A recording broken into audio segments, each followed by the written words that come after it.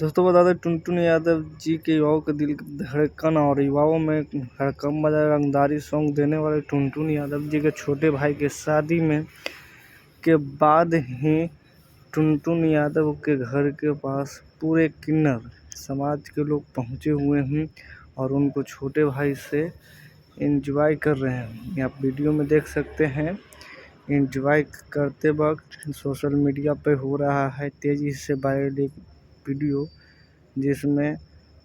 टुनटुन यादव जी के छोटे भाई दीपक यादव जी की हाल ही में 20 अप्रैल को शादी हुआ है।